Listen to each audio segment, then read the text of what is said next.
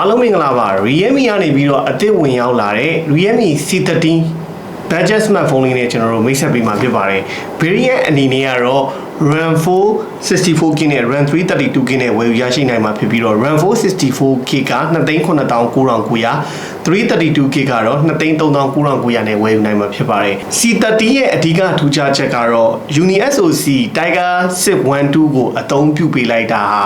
ဒီ entry smartphone ဈေးကွက်မှာ performance တော်တော်အဆင်ပြေသွားစေတာဖြစ်ပါတယ်အဲ့တော့ဒီ C30 လေးကိုကျွန်တော်တို့ unbox လုပ်ပြီးအတူတူကြည့်အောင်ပါ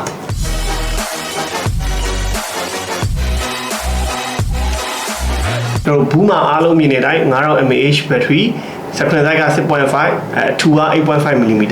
powerful UniSoc T612 ဆိုပြီးတော့ရှိရပေါ့ကဲဖွင့်ကြည့်လိုက်အောင်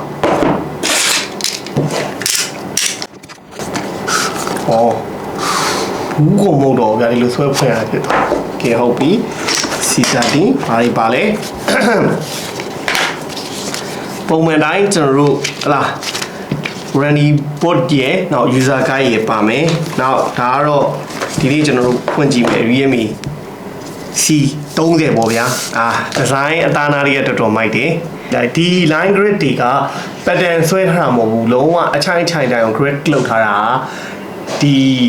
entry budget smartphone ဝင်နေတည်တည်ချာချာနောက်ဖုန်းဒီဇိုင်းလေးလုပ်ပေးထားတယ်လို့ပြောလို့ရတယ်။နောက်ကတော့ plastic back design ပဲ။ကင်မရာကတော့ထူထူမဟုတ်တော့ဘူး။လုံးဝရှင်းသွားပြီ။2021ထဲက entry ဖုန်းတွေမှာကင်မရာတစ်လုံးဆိုတစ်လုံးဝင်လာတယ်။ဒီကောင်ကကျွန်တော်8 megapixel main camera ပါမယ်။ရှေ့က5 megapixel selfie camera ပါမယ်။ထုံးစံတိုင်းဒီဈေးဝန်းကျင်မှာရမယ်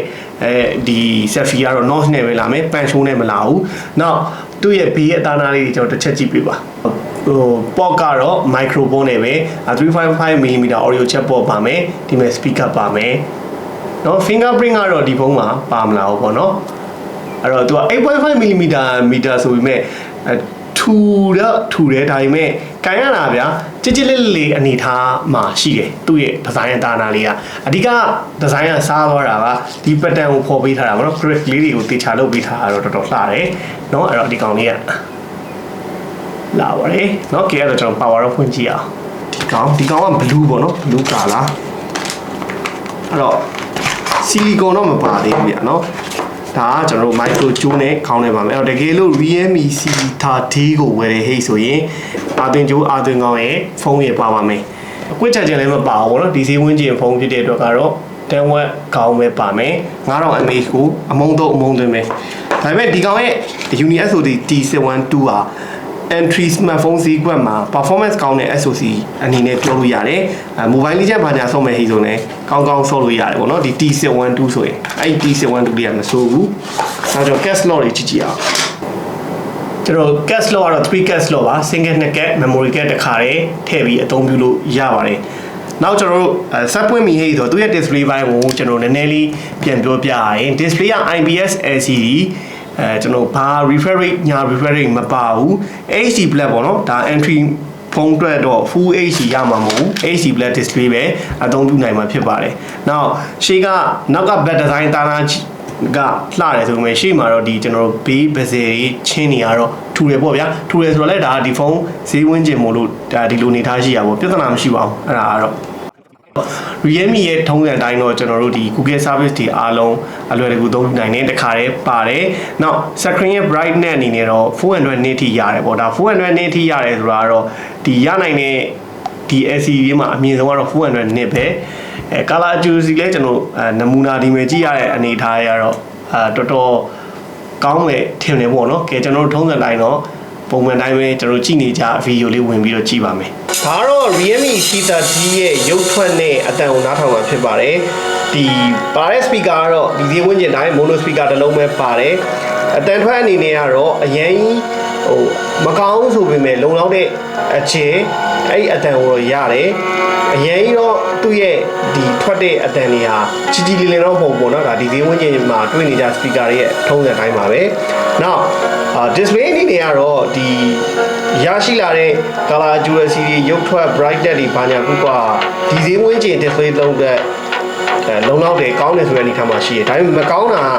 720p HD resolution ပဲရှိတဲ့ display ပေါ်မှာကြည့်တော့ကျွန်တော်ကရုပ်တွေကိုကတ်ကြည့်တဲ့ဟိဆိုရင်ဖွာကြီးတွေပေါ့နော် pixel တွေကနည်းနည်းဖွာနေတယ်ဆိုတော့ခံစားချက်မျိုးရတယ် နောက် viewing angle နေတာကတော့ဒါ LCD ရဲ့ထုံးစံတိုင်းပါပဲဒါပေမဲ့အဲ့လိုပေါ့နော်ကက်မကြည့်ဘူးတေချာမကြည့်ဘူးဆိုတော့သူ့ရဲ့ color ရတဲ့ reset brightness reset ကလက်ခံလို့ရတယ်ကောင်းတယ်ဆိုတဲ့အချိန်မှာပါတဲ့ LCD လေးဖြစ်ပါတယ်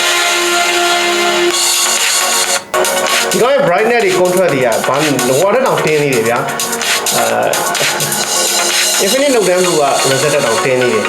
သူ brightness နဲ့ contrast တွေကကောင်းတယ်ကြည့်ရခုခွေးမသွားဘူးပေါ့နော်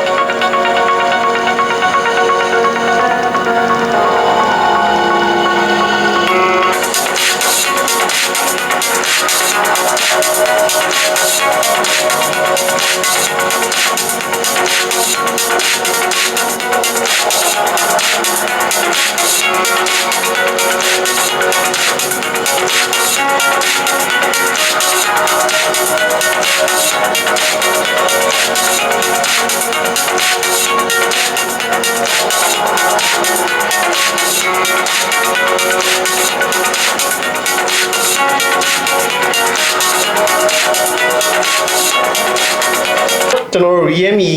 C30 လေးရဲ့ရုပ်ထွက်တဲ့အတန်ကိုကြည့်ခဲ့တာဖြစ်ပါတယ်။နောက်ကင်မရာပိုင်းပေါ့နော်။ကင်မရာပိုင်းလေးကျွန်တော်နည်းနည်းကြည့်အောင်။ကင်မရာပိုင်းကလည်းဒါထူးထူးမရှိဘူးပေါ့ဗျာ8 megapixel ကင်မရာဟုတ်လားအဲ့တော့ feature ဘာလေးတွေများအပူပါလာသေးအောင်ကျွန်တော်တို့ Realme C35 မှာဗီဒီယိုရိုက်မယ်ဟေးဆိုရင်တော့သူကဒီ Full HD Black 30 fps နဲ့ရိုက်လို့ရတယ် HD 30 fps ပေါ့နော် Full HD ရိုက်လို့ရတာတော့မိုက်တယ်နောက်တစ်ခုအနေနဲ့ကျွန်တော်တို့ပုံမှန် capture ပါမယ် portrait မှုတွေပါမယ်နောက်မိုးပါမယ်ပေါ့မိုးထဲမှာတော့ကျွန်တော် pro မှုပါတယ်ပေါ့ pro မှုပါလာတာဖြစ်တဲ့အတွက်ကတော့ကျွန်တော်တို့ကိုကသာ camera setting တွေကိုနားလည်ရင်သူ8 megapixel နဲ့ပုံကောင်းကောင်းရိုက်လို့ရနိုင်ပါတယ်နောက် panorama မှုပါမယ် time lapse ပါမယ်နောက် night pro night pro ပါလာတာလည်းတကယ်ကောင်းတဲ့အချက်ပါဒီ night pro နဲ့ဒါ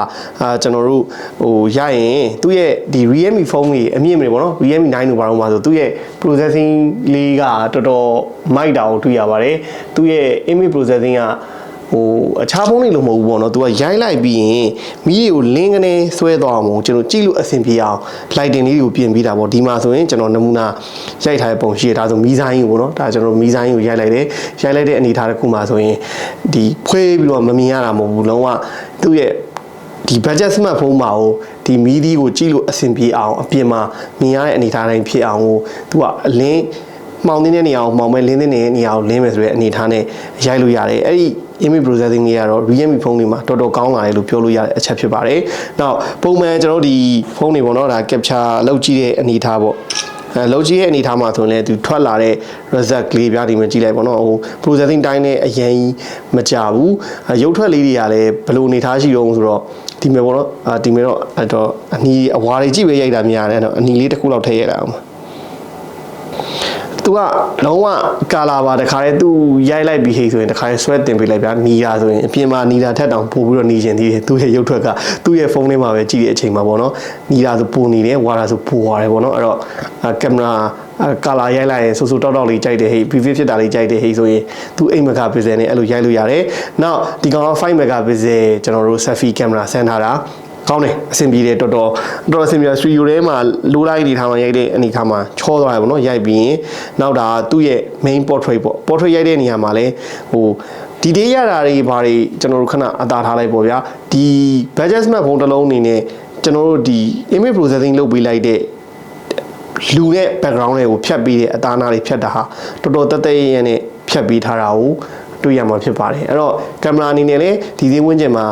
ပါတဲ့ကင်မရာလေးနဲ့ကောင်းကောင်းပုံလေးတွေကိုအဆင်ပြေပြေရိုက်နိုင်တာကိုတွေ့ရပါတယ်secondary phone အနေနဲ့ပဲဝယ်သုံးပေါ့နော်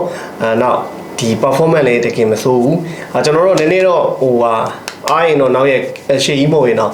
ဒီကောင်လေးနဲ့ mobile legend တော့တစ်ချက်တော့ကျွန်တော်ဆန်းပေးမယ်ပတ်ကြည့်လဲဘယ်လောက်ဒီ712မှာဘယ်လောက် frame လောက်ရတော့ HD height ဒါမှမဟုတ် smooth ultra လောက်ရလား smooth height ရလားအဲ့တော့ထည့်ပြီးတော့နောက်ရဲ့မှာC30 လေးကိုကျွန်တော်ဆန်းပြပါမယ်ဒါကျွန်တော်တို့ကအခုဖုန်းတွေကလည်းဈေးတက်တော့ဒီ2သိန်း4000ဝန်းကျင်မှာဒီကောင်လေးအနေထားလဲဘယ်လောက်ရှိတော့ကျွန်တော်တို့သိချင်တယ်ပေါ့နော်အဲ့တော့ gaming desk ကတော့နောက်ရက်မှာဒီ budget smartphone ထဲမှာဒီ T12 ရဲ့ gaming performance ဘယ်လောက်ရနိုင်လို့လဲနောက်ရက်မှာဆန်းပြပါမယ် budget smartphone ရှာနေရင်တော့ performance လည်းမစိုးဘူး camera လေးကလည်းရတာ သူ့ရဲ့ရရလောက် megapixel မှာအဆင်ပြေရိုက်နိုင်တဲ့ Realme C30 လေးကလည်းရွေးချယ်စရာတစ်ခုအနေနဲ့မြန်မာပြည်ထဲမှာရောက်နေပါပြီလို့မိတ်ဆက်ပေးရင်းနဲ့ဒီနေ့ unbox season ကိုဒီမှာပဲအဆုံးသတ်ပါမယ်အားလုံးဘိုင်ဘိုင်ပါ